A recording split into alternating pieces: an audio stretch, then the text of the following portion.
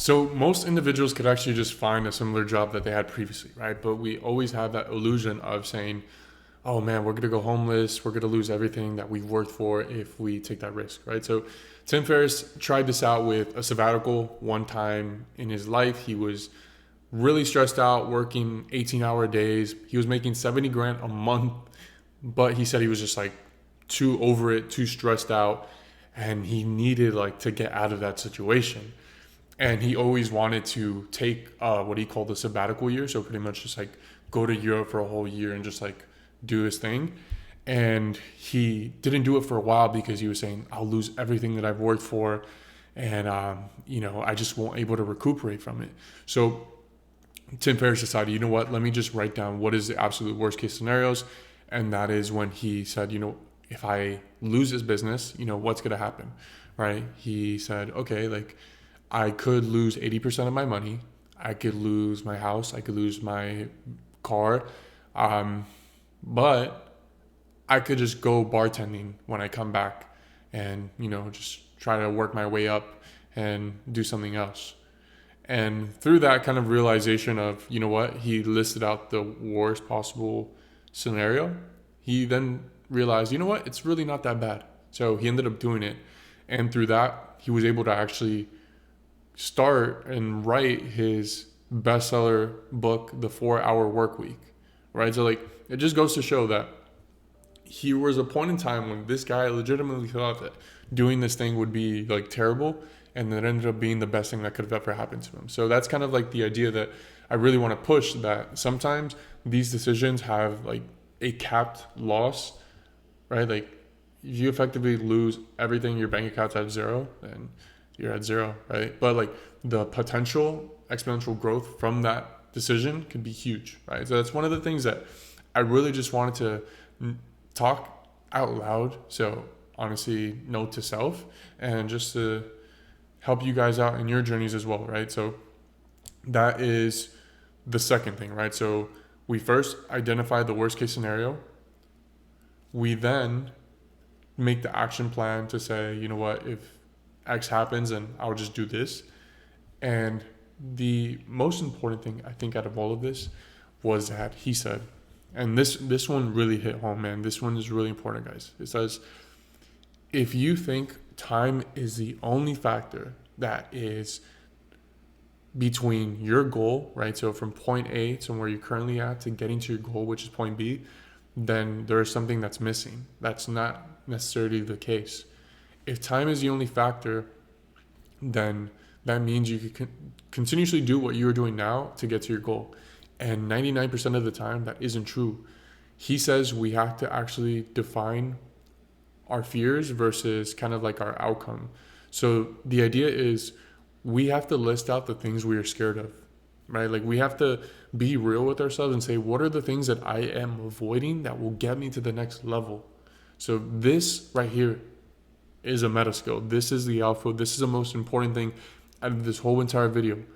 Define your fears and stare that shit down and get through them. Get through them, even if it's very small micro tasks to improve in them marginally. At least you are getting better. And that's the thing that he says holds a lot of individuals back. We don't face our fears.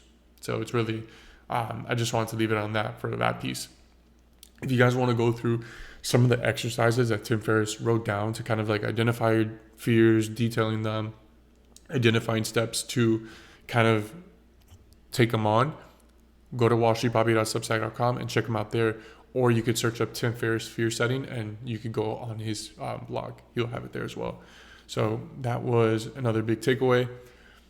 The second thing here, or this is a third point already, Ray Dalio's secret to reach $15 billion net worth, right? So Ray Dalio is a hedge fund manager and one of the most successful ones on the street.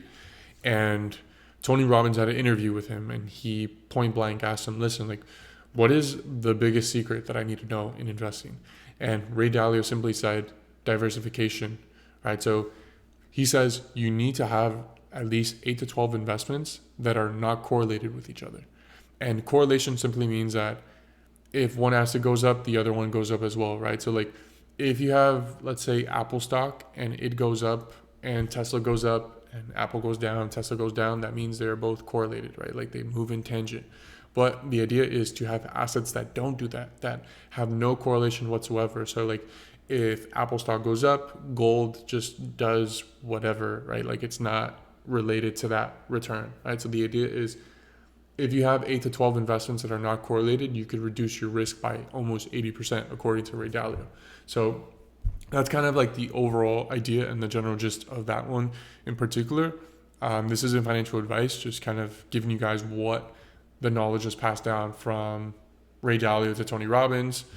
Tony Robbins passed it to me, and now I'm passing it to you guys. So diversification seems to be the name of the game. But yeah, guys, if you genuinely enjoyed this video, every week, like I said, I send a free newsletter, wallstreetbobby.substack.com. You could go there and subscribe. And also, if you want more, right? And by more, I'm telling you guys, this is 1000% worth it. I have this thing called the OG Squad where I provide 3 different things that are huge. The first one is book club. So once a month, I read a book, 15 to 20 hours of reading. I consolidate it and give you the most important takeaways. Now, before you think this is not for me, I want you to ask yourself, how often do you read? And do you think reading is important? Like straight up, do you think it could actually benefit your life?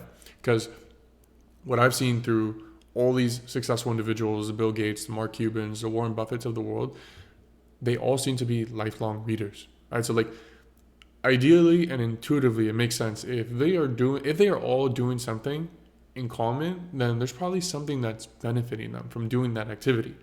And I know life is extremely busy. We have work, relationships, school. I get it.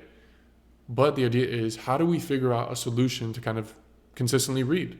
And this is a solution that I'm providing to people, that you could join my OG Squad, which gives you access to my book club. So you will get a PDF once a month with a 15 to 20 minute read that will consolidate 15 hours of reading. So that's perk number 1.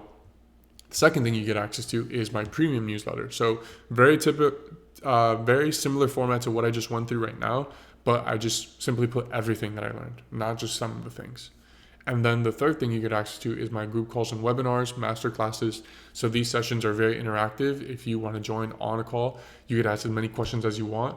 The topics are voted by the OG Squad once a month, and I do a minimum of one of these webinar masterclasses every single month. The book club, minimum 1 book a month, and that is effectively what I'm offering. So all of that is for the price of Starbucks coffee. If you guys want to join, I'll drop the link below. You'll see OG Squad, and you could sign up there. And if you guys have any questions, let me know, and let's get after it. Peace.